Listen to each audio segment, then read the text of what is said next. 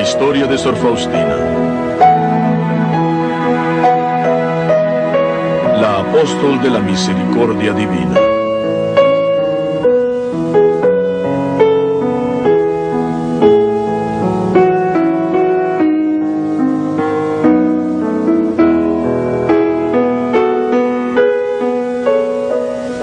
El padre Serafín Mikalenko es miembro de la Congregación de los Padres Marianos de la Inmaculada Concepción de la Bendita Virgen María.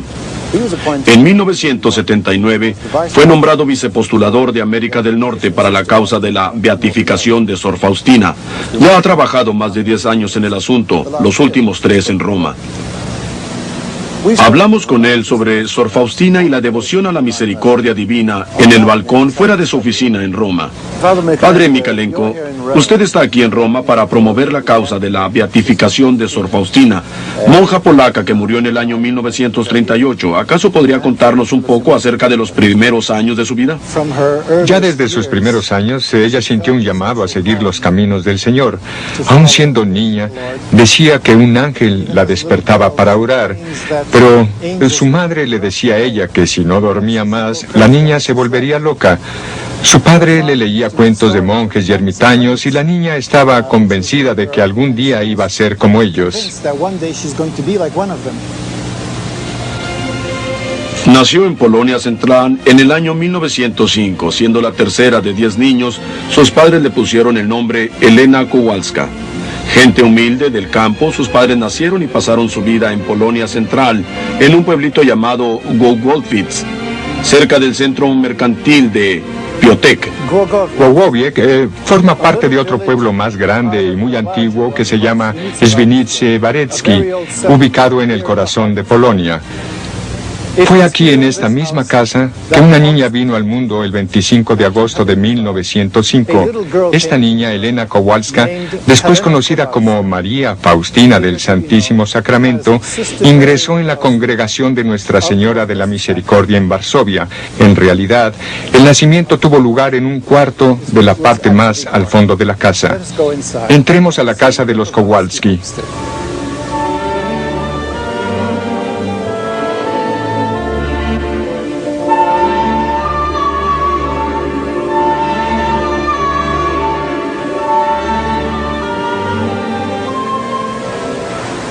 Esta es la sala principal de la casa, donde nacieron los 10 niños Kowalski. Había una cama en esta esquina. Aquí, por primera vez, Elena vio la luz del día, para luego llevarles la luz a todos aquellos que quisieran oír el mensaje que el Señor le iba a dar. Por esa ventanita, allí, ella salía sin molestar a nadie para darles de comer a las vacas, ya que solo podía ir a la iglesia los domingos si hiciera sus tareas. La iglesia parroquial de San Casimiro en Świnice. Aquí la futura Sor Faustina fue bautizada y hecha hija de Dios 2 días después de su nacimiento. Aquí se confesó y recibió la Santa Comunión por primera vez. Le gustaba venir aquí para orar siempre que podía. Cuando sus tareas la dejaban libre, corría a la iglesia. Ella también visitó aquí, cuando volvió a su casa por única vez para visitar a su mamá enferma. Rezaba con su hermano aquí, en la iglesia, y describe la experiencia así en su diario. Qué fácilmente pude orar en esa iglesita. Me acordé de todas las gracias que recibí en ese lugar, que no entendía la razón y que a menudo abusé. Me extrañé ante mí misma cómo pude haber sido tan ciega, y mientras estaba lamentándome de mi ceguera, de pronto vi al Señor Jesús, radiante con una belleza increíble, y me dijo con benevolencia: Ejida mía, te concederé mayores gracias todavía para que seas la testiga de mi misericordia infinita durante toda la eternidad. Ya un poco mayor, empezó a trabajar por varias familias en la vecindad.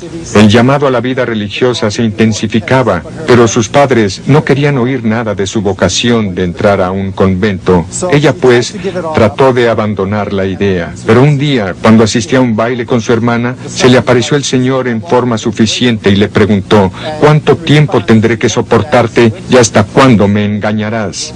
En respuesta a su pregunta, la muchacha dejó el baile y se fue a la iglesia más cercana, que era la catedral.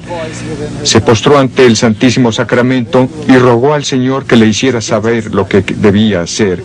¿Qué te gustaría que yo hiciera?, le preguntó. Oyó las siguientes palabras dentro de su ser: parte de inmediato para Varsovia, allí estarás en un convento. Y así lo hizo inmediatamente. Esa misma tarde se marchó a Varsovia. Su tío la llevó a la estación de ferrocarril, donde ella sola esperó que llegara su tren a Varsovia.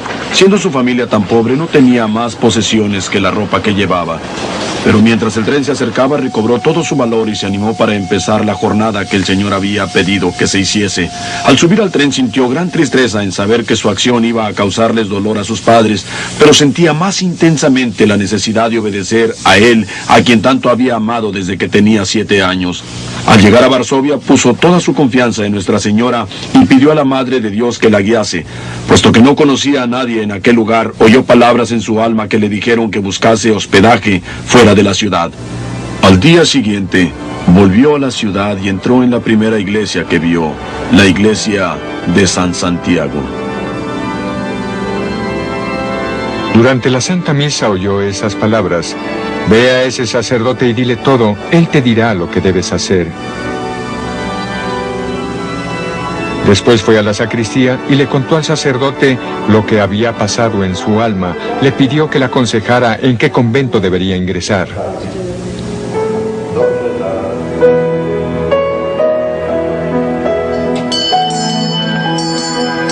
Elena iba de un convento a otro, pero en todos le negaron la entrada.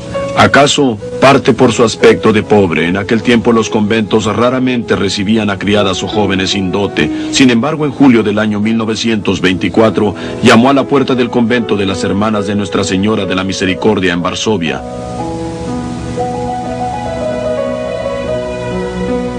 Al principio, la Madre Superiora no quería verla. Pero luego cambió de idea y le dijo a Elena que fuera a la capilla y le preguntara al señor de la casa si él la recibiría.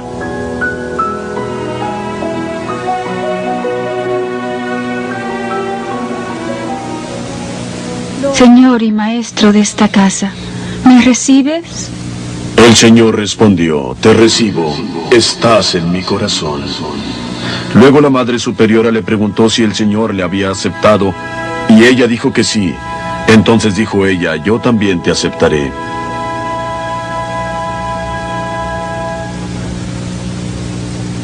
Esta placa, que queda cerca de donde estaba la entrada de la casa principal de la congregación de Nuestra Señora de la Misericordia, nos dice que Elena Kowalska entró en la comunidad aquí en el año 1925 a los 19 años de edad.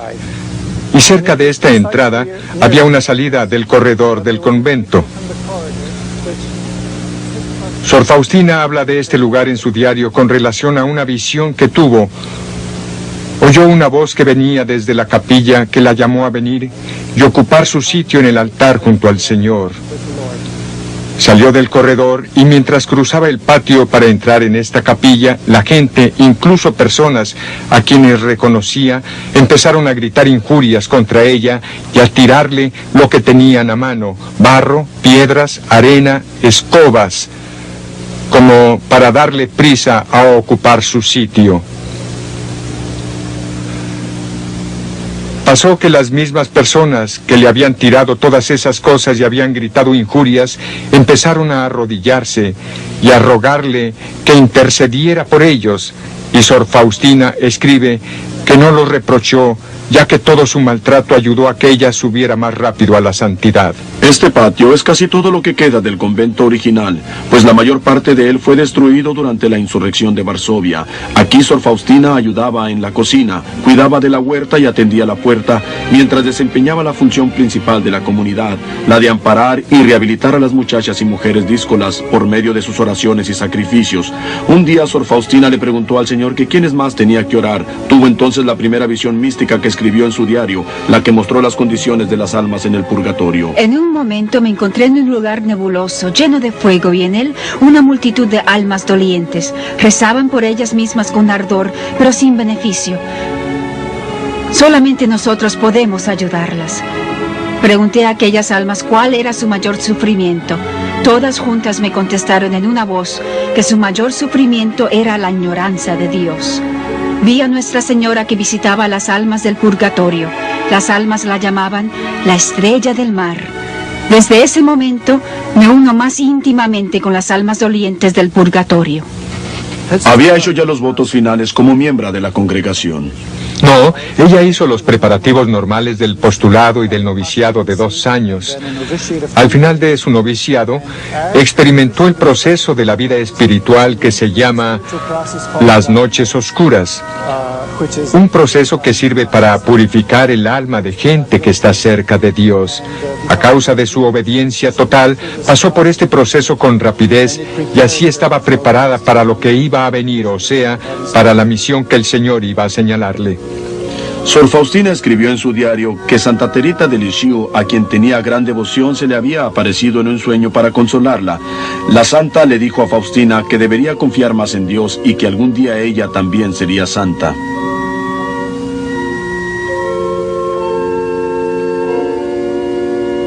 Estoy en la capilla de la comunidad de las Hermanas de Nuestra Señora de la Misericordia, que está en las afueras de Cracovia, en un lugar que se llama Bagievniki. En esta casa de las hermanas, Sor Faustina recibió su formación en la vida monarcal durante un noviciado de 2 años. En esta capilla, Sor Faustina tomó el hábito y recibió su nombre de religiosa. También aquí hizo los votos temporales y 5 años más tarde, los votos perpetuos. Aquí, delante de este altar donde ahora se ve un cuadro de la Misericordia Divina, Sor Faustina pasó muchas horas en oración. Antes había un cuadro del Sagrado Corazón de Jesús en un lugar favorito suyo para orar.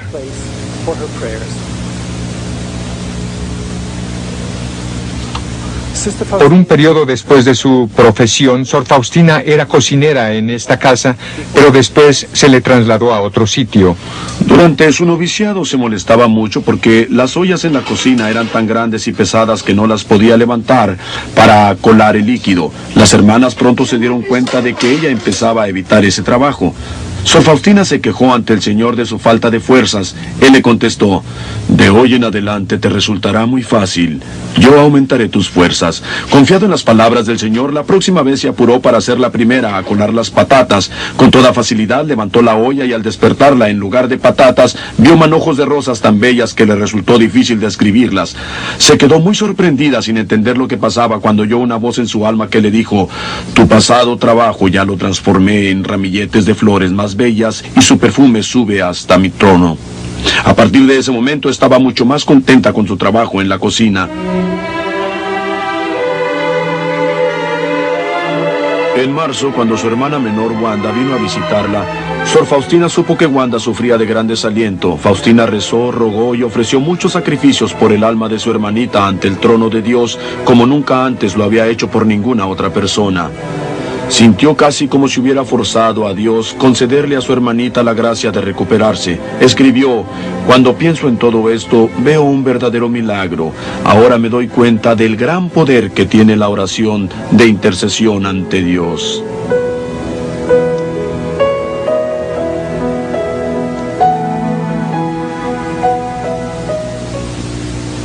Ahora Ahora pues, ¿cómo comenzó lo que llamamos la devoción a la misericordia divina y cómo comenzaron sus comunicaciones interiores con Cristo?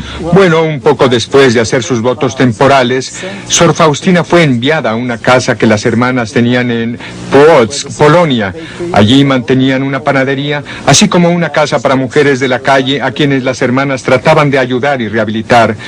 Por la tarde del día 22 de febrero de 1931, estando en su celda, Sor Faustina tuvo una visión de Cristo que le dijo: pinta una imagen según el modelo que ves con la firma de Jesús. Confío en ti. Deseo que esta imagen sea venerada primero en vuestra capilla y luego en todo el mundo. Cuando Sor Faustina le contó todo eso a su confesor, recibió la siguiente respuesta: eso refiere a tu alma, claro, pinta la imagen divina de tu alma. Después de recibir esa interpretación, oyó palabras como estas: mi imagen ya está en tu alma. Quiero que esta imagen que pintarás con pincel sea solamente bendecida el primer domingo después de la Pascua. Ese domingo será la fiesta de misericordia. La Madre Superiora le dijo que fuera a buscar el consejo de un sacerdote, pero su padre confesor tampoco le entendió.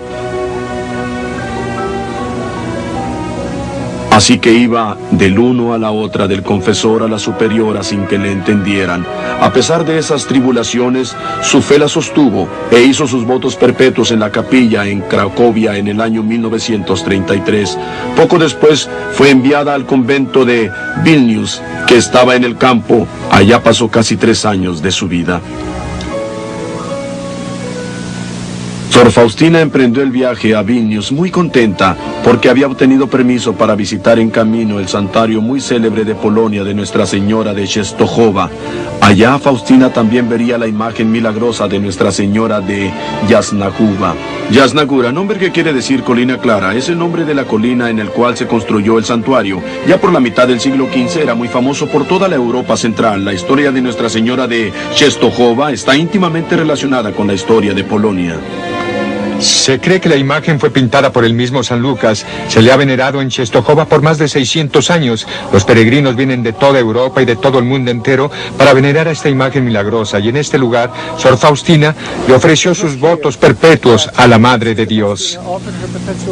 Nuestra Señora le dijo: no temas nada, mi hija fiel. Proclama con ánimo la misericordia divina a toda la humanidad, que las almas se llenen de confianza hacia Él. La misericordia es el adorno más grande del trono de Dios.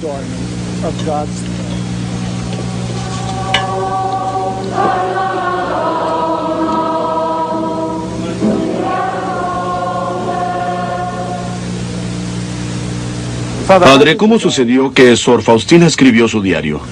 Su confesor se lo pidió. Le pidió que pusiera en forma de diario todo lo que le ocurría en su alma, para que él pudiera leerlo de vez en cuando para poder dirigirla mejor. Una de las primeras inscripciones en su diario lee así: debo tomar nota de los encuentros de mi alma contigo, oh Dios, en los momentos particulares de tus visitas. He recibido esta orden de quien te sustituye para mí, oh Dios, aquí en la tierra, y me enseña tu santa voluntad. Jesús, tú ves cuán difícil es para mí el escribir, y que no sé describir claramente lo que ocurre en el fondo de mi alma. Oh Dios, ¿acaso puede describir una pluma cosas para las cuales no existen tal vez ni siquiera las palabras? Pero, oh Dios, tú me mandas escribir, eso es suficiente para mí. ¿Y la joven tenía suficiente formación para poder escribir una? Oh no, apenas tenía 3 años de educación formal, lo que se ve por las muchas faltas de ortografía en sus escritos. Escribe las palabras fonéticamente y según lo que vi en el manuscrito original, es curioso que solamente las palabras largas y muy técnicas estén escritas sin errores. No sé dónde las habrá aprendido. Ella solamente escribe lo que sabe de hecho, lo que oye y lo que piensa. Y todo eso sin ninguna corrección y ciertamente sin ninguna borradura. Entonces, ¿cómo sabemos que el diario y los otros escritos son auténticos? ¿Qué le convence a usted, padre, que son auténticos? Porque es obvio que usted... Pues sé que tenemos los cuadernos originales en que ella escribió. Se ha comprobado sin ninguna duda que la obra es de Sor Faustina. Se sometió el diario a las investigaciones de un teólogo competente que al principio no quería tener que ver nada con ello. Primero leyó algunas páginas y terminó leyendo todo el diario.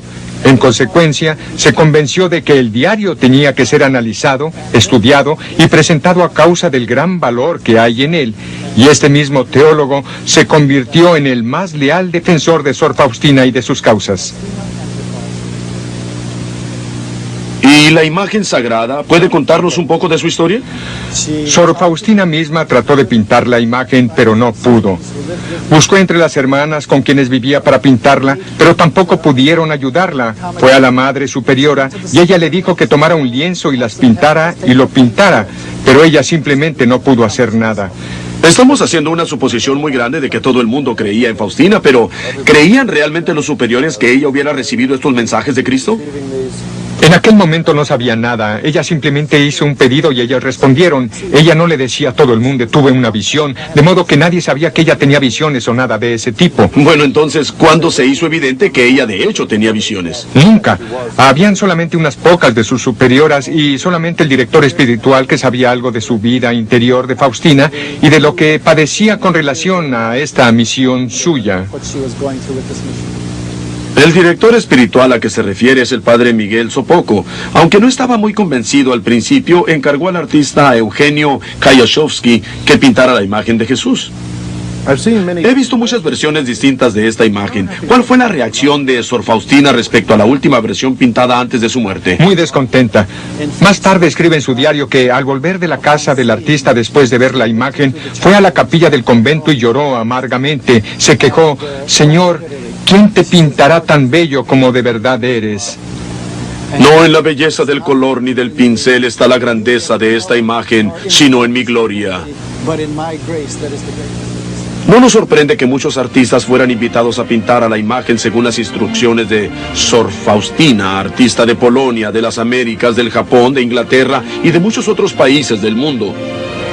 Aquí se ven unos ejemplos de las varias tentativas.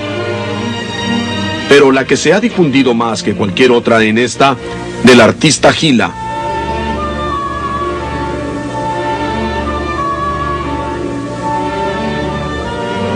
Es precisamente esta que se expone en el convento donde ella murió, en Cracovia, y también en la iglesia del pueblo donde fue bautizada. Como vemos aquí, fue ante esta versión en particular que el actual papa, anteriormente el arzobispo de Cracovia, fue fotografiado en Polonia. Dígame, padre, ¿qué significado tienen los dos rayos que salen del pecho de Cristo? Veo que uno es rojo y el otro blanco. El Señor le explicó a Sor Faustina, a petición de su confesor, que los rayos simbolizan la sangre y el agua que brotaron de su corazón cuando fue atravesado en la cruz después de su muerte. Mucha gente piensa que el derramamiento de sangre es un signo de la muerte, pero en realidad es un signo de la vida. La sangre y el agua simbolizan la Eucarística y el bautismo, los dos sacramentos principales. En uno es la iniciación de la vida cristiana y en el otro es la culminación de la vida cristiana. El simbolismo del derramamiento de la sangre y el agua es, en realidad, Cristo mismo transfiriéndole su vida a todos los seres vivientes por medio de los sacramentos. Y por eso, estos rayos son la fuente de vida, así que representan la vida que nos llega por medio del Espíritu Santo. Esta imagen de misericordia divina, ¿dónde fue expuesta por primera vez? Primero fue ofrecida públicamente para la veneración de los fieles en el año de 1935, al final de las celebraciones del 1900, aniversario de la redención, que se celebraron en el famoso santuario de Nuestra Señora de la Misericordia en la ciudad de Vilno, ahora en Lituania. ¿Y qué son las palabras al pie de la imagen? Jesús dijo que a lo menos estas tres palabras tenían que estar allí.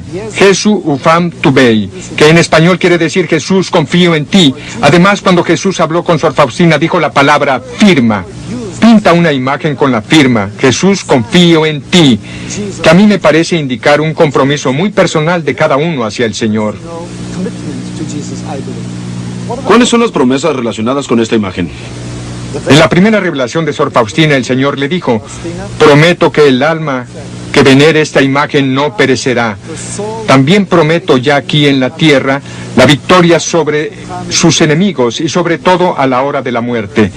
Yo mismo la defenderé con mi propia gloria.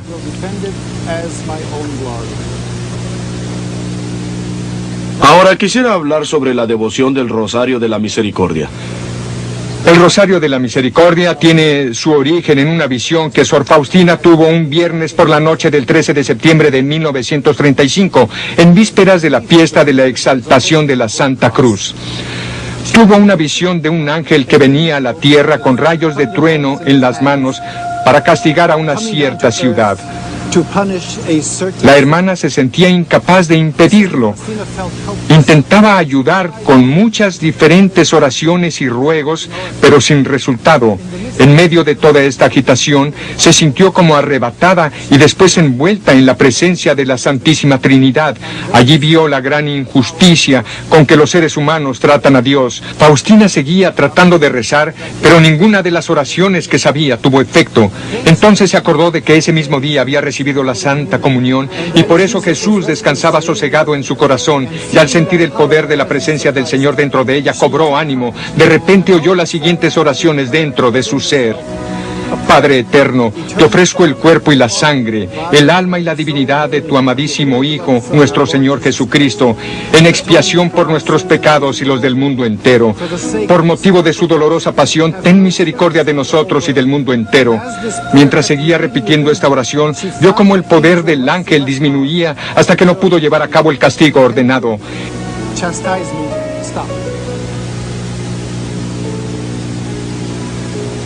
El día siguiente, al entrar a la capilla, oyó una voz que le dijo: cada vez que entres a la capilla, reza enseguida las oraciones que te enseñé ayer. Y recibió instrucciones sobre cómo recitarla. ¿Cuáles son las instrucciones? O sea, ¿cómo se reza este Rosario de la Misericordia? Las instrucciones eran que se rezara primero un Padre Nuestro, un Ave María y un Credo. Luego, en un rosario común, en las cuentas correspondientes al Padre Nuestro, se dice la oración: Padre eterno, te ofrezco. En las cuentas del Ave María se dice: por motivo de su dolorosa pasión, ten misericordia de nosotros y del mundo entero. Después de rezar las 5 décadas, se dice 3 veces para terminar: Santo Dios, Santo Poderoso, Santo Inmortal, ten piedad de nosotros y del mundo entero. ¿Y está bastante divulgada esta forma de oración? Parece que esta oración le importa mucho al Señor y quiere que se rece con toda frecuencia. De hecho, muchas veces el Señor le pide a Sor Faustina que hiciera unas novenas usando esta oración. En una parte de su diario, Sor Faustina escribe: y el Señor me hizo saber que se puede obtener todo por medio de esta oración. En otra parte el Señor dice: hija mía, insta a las almas a rezar el rosario que te he dado. A través del rezo de este rosario, me agrada concederles todo a los que me pidan. Cuando los pecadores empedernidos lo recen, colmaré sus almas de paz y la hora de su muerte será feliz. Entiendo que la hermana también recibió unas revelaciones del Señor en las que pidió que se estableciera una fiesta especial en honor de la misericordia divina. ¿Se ha hecho algo sobre esto? Sí. El Señor quiere que se venere su imagen de la misericordia divina en todas las iglesias por todo el mundo, particularmente en una celebración el primer domingo después de la Pascua de la Resurrección. El Señor quiere que ese domingo en particular se conozca como la fiesta de la misericordia. El mismo Señor promete que aquellos que en ese día se acerquen a la fuente de vida, o sea, a la Santa Comunión, serán perdonados todos sus pecados y castigos. Es como un segundo bautismo, según la explicación dada por uno de los teólogos que investigó los escritos de Sor Faustina.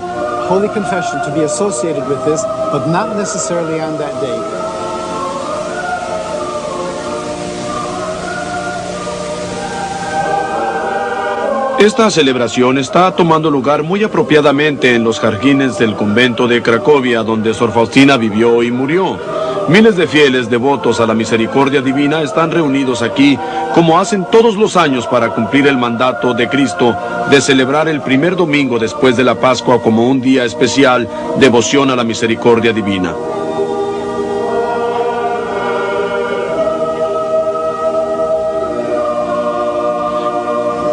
Creo que hubo un periodo en que la devoción fue prohibida por el Vaticano, ¿verdad?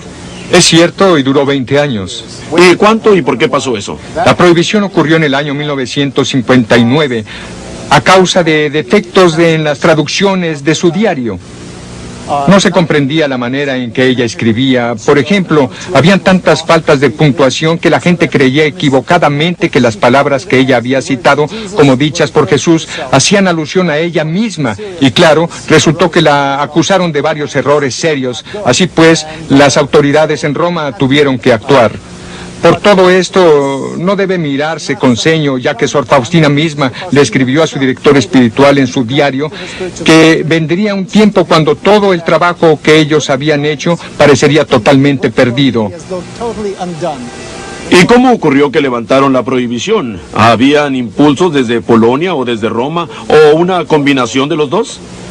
Pasó que los laicos presionaron al obispo de Cracovia y le rogaron comenzar el proceso de la beatificación de Sor Faustina, pero él vacilaba a causa de la prohibición. Entonces su amigo, ahora el cardenal Descour, le dio ánimo para ir al cardenal Ottaviani, que era el entonces prefecto de la Sagrada Congregación del Santo Oficio, para preguntarle si podía comenzar el proceso. Y el cardenal le dijo: ¿y cómo? ¿No lo han hecho todavía? Hay que darse prisa antes de que los testigos desaparezcan. Inmediatamente el arzobispo avisó a su coadjutor en Cracovia que comenzara el trabajo. Así que, aún antes de levantarse la prohibición, el proceso se puso en marcha. Volviendo un momento al asunto de la fiesta, padre. ¿La fiesta ahora existe oficialmente en la iglesia? Todavía no. Su confesor permitió que Sor Faustina celebrara la fiesta privadamente y durante muchos años el Señor también la instaba a observar ese día como fiesta, y cuando ella seguía sus directivas, el Señor le expresaba su gusto y su agradecimiento. Creo, padre, que habían otros factores asociados con esta fiesta de la misericordia divina, además de la cuestión de su institución. Sí, por cierto. En particular, en muchas ocasiones el Señor le pidió a Sor Faustina personalmente que la celebrara, y también pidió que ella rogara a la Madre Superiora para que todo el convento celebrara una novena a la misericordia divina durante los días antes de la fiesta de la misericordia divina, el primer domingo después de la Pascua. O sea, el Señor le rogó que celebrara una novena desde el Viernes Santo hasta el sábado, antes del primer domingo después de la Pascua. El Señor aún le dictó a ella las intenciones por las cuales Él quiere que se ruegue en cada día de la novena. Ella las escribió y luego compuso oraciones para cada intención. Me parece que cuando se trata de la devoción a la misericordia divina, el centro esencial es el Rosario de la Misericordia. Exactamente. Es que, por medio de esta devoción, rezando el rosario, lo que hacemos en realidad es expresar nuestra confianza en la palabra de Jesús. De este modo, la oración: Padre eterno, te ofrezco el cuerpo y la sangre, el alma y la divinidad de tu amadísimo Hijo, tiene tanta fuerza y un significado tan tremendo que comprende toda la confianza que yo tenga y todo el deseo que yo tenga para que otros lleguen a una unión con Dios, y esto cumple su santa voluntad, la que es esencial en la fe cristiana. Sor Faustina intercedía por los pecadores no solo por medio de sus oraciones y sufrimientos. Cuando, por ejemplo, se ponía a hacer ganchillo, se inspiraba y le pedía al Señor que salvara a tantas almas como puntos que hacía con el ganchillo. Entonces oyó estas palabras en su alma: Hija mía, demasiado grandes son tus exigencias. Sabes, Jesús, que durante 30 años salvabas las almas por medio de este tipo de trabajo. Por eso te pido, Señor, acepta estas narderías que llevan el sello de la obediencia como si fueran grandes cosas. Luego oyó en su alma: Querida hija mía, concederé lo que me pides. Cuanto más confíe un alma, tanto más recibirá. El 25 de marzo de 1936, en la fiesta de la Anunciación, la hermana escribió en su diario: Entonces vi a la Madre de Dios que me dijo: háblales a las almas de esta gran misericordia, mientras dura el tiempo para otorgar la misericordia. Si ahora tú callas, tendrás que soportar la responsabilidad de un gran número de almas en ese día terrible. No temas nada, sé fiel hasta el fin. La gran devoción de Sor Faustina a Nuestra Señora aparece otra vez en su diario el 8 de diciembre de 1937, fiesta de la Inmaculada Concepción. Hizo los preparativos para la fiesta con gran entusiasmo y durante los 9 días antes de la fiesta, personalmente saludó a la Virgen por rezar 1000 Aves Marías por día en su honor. Dios te salve María, llena eres de gracia, el Señor es contigo. Bendita tú eres entre todas las mujeres y bendito es el fruto de tu vientre, Jesús. Santa María, Madre de Dios, ruega por nosotros pecadores, ahora y en la hora de nuestra muerte. Amén. Dios te salve María, llena eres de gracia, el Señor es contigo. Bendita tú eres entre todas las mujeres y bendito es el fruto de tu vientre, Jesús. Santa María, Madre de Dios, ruega por nosotros pecadores, ahora y en la hora de nuestra muerte. Amén. El día de la fiesta, Sor Faustina escribió: Antes de la Santa Comunión, vi a la Madre Santísima increíblemente bella. Me sonrió diciendo: hija mía, por orden de Dios, he de ser tu madre de un modo exclusivo y particular. Pero deseo también que tú seas mi hija de una manera particular. Seguramente para darle una idea de la urgencia del pedido constante de Jesús que se estableciera la fiesta de la misericordia para los pecadores, pasó que poco después ella tuvo una visión espantosa del mismo infierno. Hoy fui llevada por un ángel a los abismos del infierno. El primer tormento que constituye el infierno es la pérdida de Dios.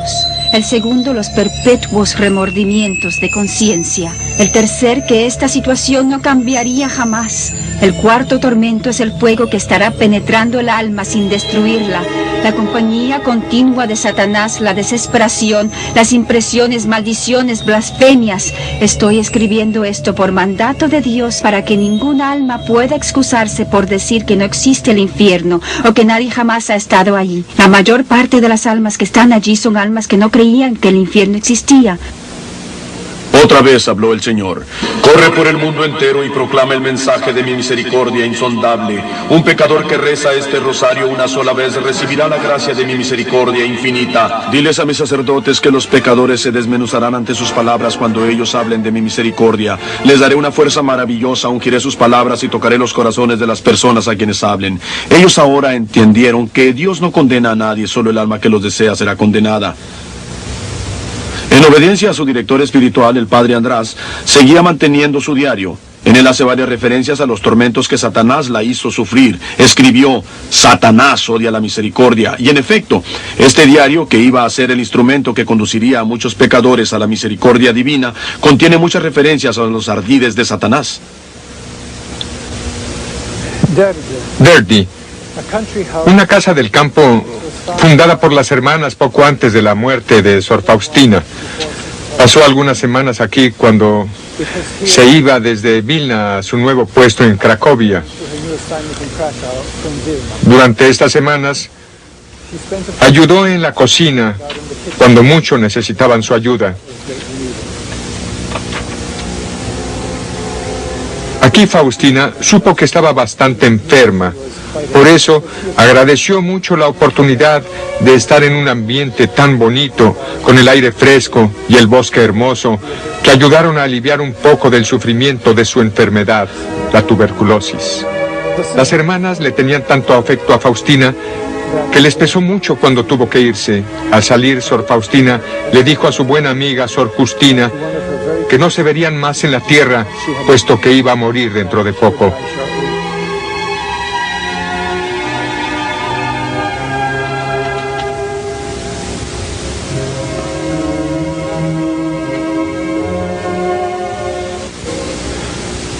Se quedó varios meses en el hospital de Pradnik, que se especializaba en tratamiento de tuberculosis. Esta es la capilla a donde la llevaban para orar con la comunidad.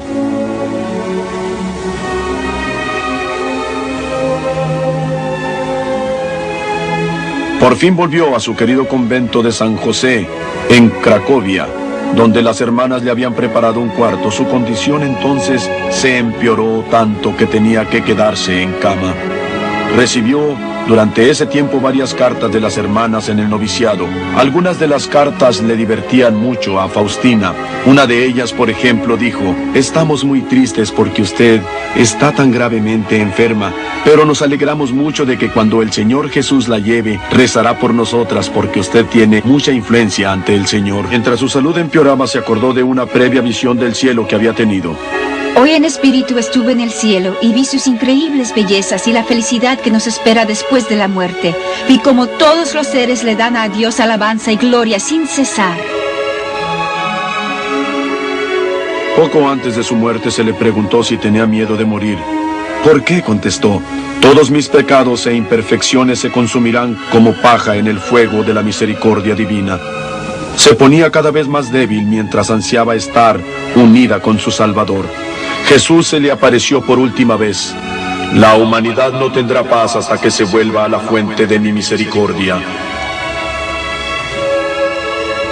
Entonces, después de unas pocas semanas en el convento donde había pasado tanto tiempo como la apóstol de la misericordia divina, y después de la última visita del padre Sópoco, su confesor, Sor Faustina murió el 5 de octubre de 1938. Rezaba su rosario hasta el último momento y al fin se encontró segura a los brazos del Señor.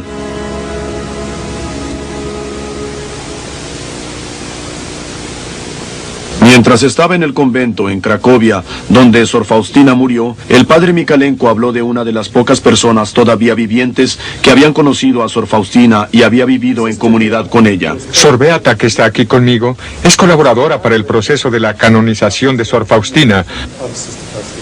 Le pregunté a la hermana acerca de dónde conoció a Sor Faustina por primera vez.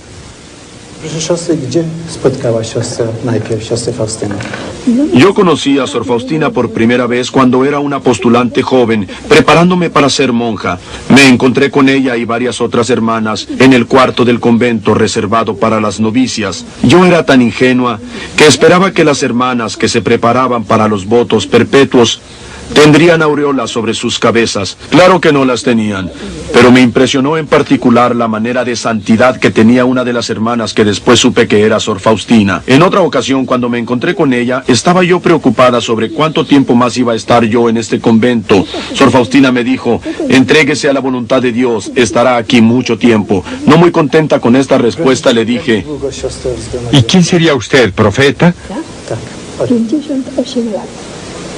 Le pregunté a la hermana cuánto tiempo hace que entró en la comunidad. Ella contestó que entró en el convento hace 58 años. Casi un año después de la muerte de Sor Faustina, la invasión de Polonia dio principio a la Segunda Guerra Mundial, una guerra que ella había predicho muchas veces. Creo que hay reportes de ciudades y hasta casas particulares que salieron ilesas por medio de la devoción a la misericordia divina. Sí, las dos ciudades de Vilnius y Cracovia, donde se conocía más la imagen de la misericordia divina, no sufrieron ningún daño por la guerra.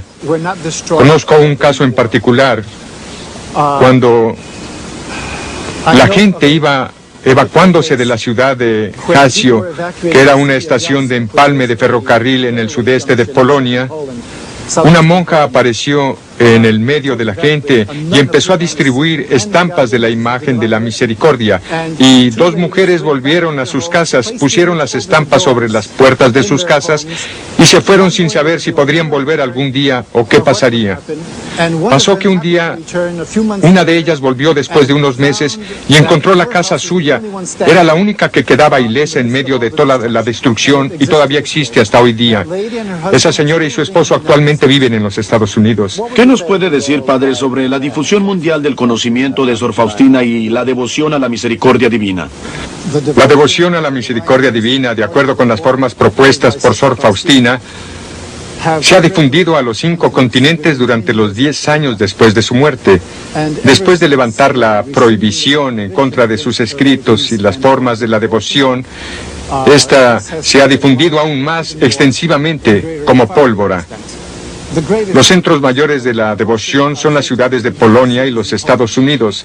Por cierto, pero hay centros en lugares más lejanos como las Islas Filipinas.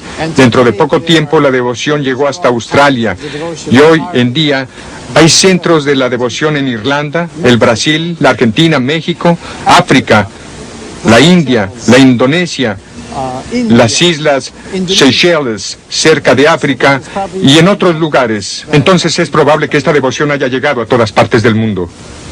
Una de las revelaciones de Jesús a Sor Faustina tiene que ver con una devoción a la hora de las 3.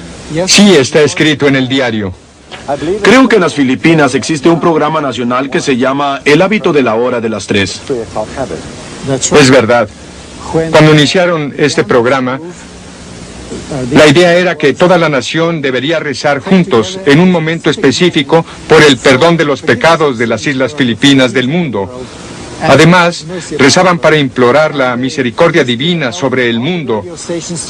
Se consiguió la ayuda de todas las emisoras de radio por las islas y de cuantas de la televisión que lo permitieran. Estas interrumpían su programa regular a las 3 de la tarde para rezar la oración que Sor Faustina compuso específicamente para este fin. Desde aquel entonces, muchas de las estaciones han seguido con este hábito. Todos los días a las 3 y una vez por semana, hasta hay un programa especial de televisión llamado La Hora de la Gran Misericordia, que difunde este mensaje y esta devoción. Al celebrar el primer aniversario del comienzo de El hábito de la hora de las 3 en las Islas Filipinas, quisiera felicitar a los organizadores que facilitaron que el mensaje de la misericordia divina se proclamara a nuestra gente de las Filipinas. Así que, Padre, a su parecer, ¿qué es lo que el Señor realmente pide a nosotros por medio de esta devoción? Creo que el Señor realmente pide que nos reconcentremos en su gran amor y en el hecho de que no vaciló en entregar su vida por nosotros. Y esto nos dará ánimo para responder al amor que nos tiene. Creo que siempre debemos de tener presente el verdadero significado de esta devoción. No es solamente una mera costumbre piadosa. Devoción quiere decir que uno se le entrega por completo, con toda la vida, a alguien por razón de lo que ese alguien significa para usted. Esto es lo que debemos comprender de esto. Una parte importante del mensaje, creo yo, tiene que ver con obras de misericordia, ¿verdad?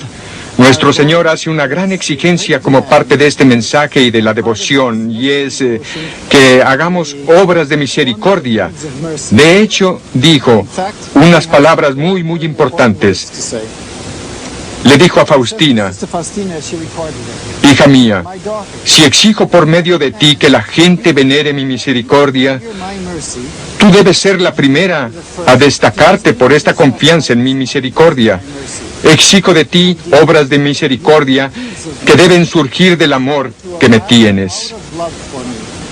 Siempre y en todas partes debes mostrarles la misericordia a los prójimos. No debes pretender evitarlo, ni excusarte, ni absolverte de ello. Y luego dice, por medio de esta imagen, la que él pidió que ella pintara y propusiera para la veneración, concederé muchas gracias a las almas. Ella debe servir como recordatorio de las exigencias de mi misericordia, porque hasta la fe más fuerte no tiene valor sin obras. Con estas palabras, nuestro Señor hace referencia a la carta de San Santiago en que dice, la fe sin obras está muerta, y así, el confiar en el Señor y el hacer de obras de misericordia hacia el prójimo son rasgos esenciales de la verdadera vida cristiana. Por eso, las revelaciones dadas por Sor Faustina están de pleno acuerdo con los evangelios. ¿Y el diario de Sor Faustina, cómo figura en el proceso de la beatificación? ¿Constituye un aspecto fundamental del proceso?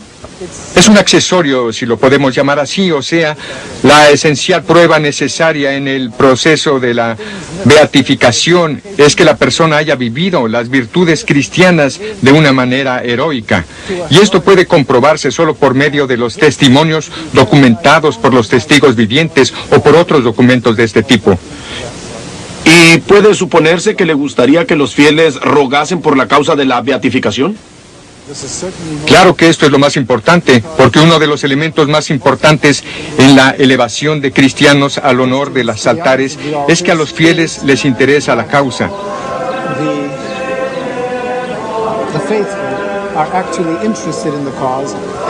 y que la persona presentada para recibir los honores en la iglesia tenga verdadera influencia o verdadero significado para la gran parte de la iglesia.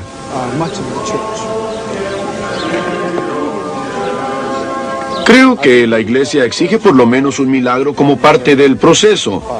¿Tenemos un milagro atribuido a Sor Faustina? Cierto que sí. Hay uno en particular que será aceptado en la causa de Sor Faustina.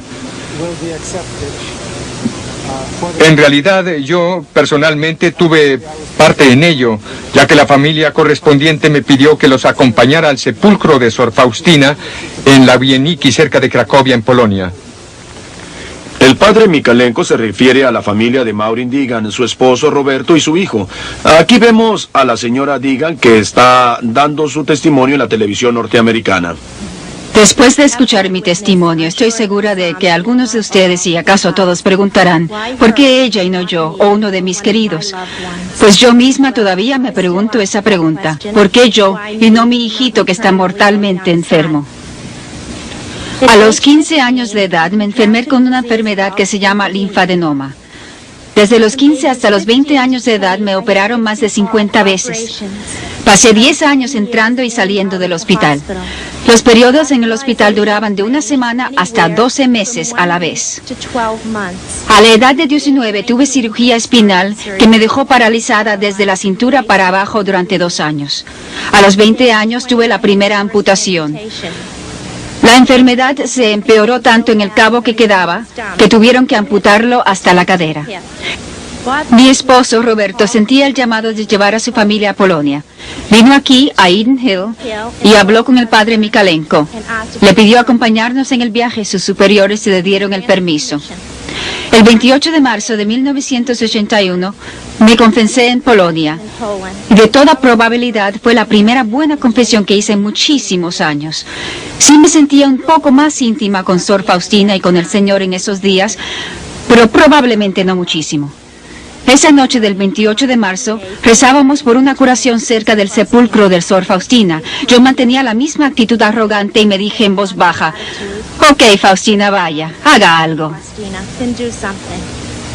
Cesó el dolor y desapareció el hinchazón. Estaba convencida de que sufría de un colapso nervioso porque no creía en milagros. Metí papel higiénico en mis zapatos para que nadie se enterara de que no había hinchazón. Dejé de tomar las medicinas. Desde ese momento mi enfermedad desapareció por completo. He visitado a 4 médicos independientes y todos dijeron que esta enfermedad es una que no se cura nunca. Ella nunca entra en remisión y tampoco responde a las medicinas.